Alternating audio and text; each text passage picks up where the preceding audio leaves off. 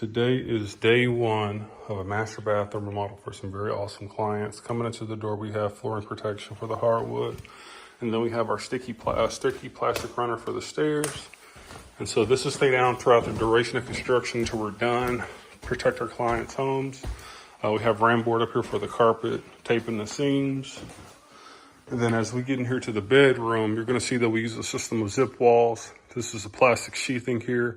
We got a door built in so the client never needs to access their belongings on the other side, because this is their master.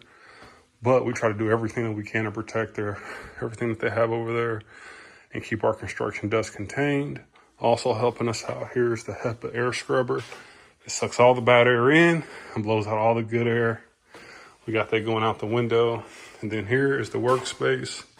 And so it's a lot getting everything set up just to be able to work here. So this is the master bathroom here.